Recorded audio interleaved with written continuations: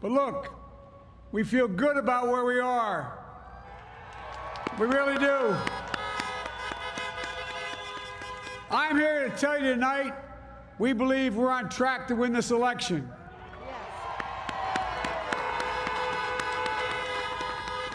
We knew because of the unprecedented early vote and the mail-in vote that it was going to take a while.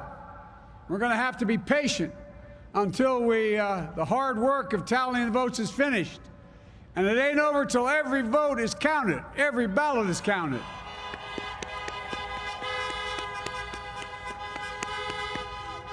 But we're feeling good.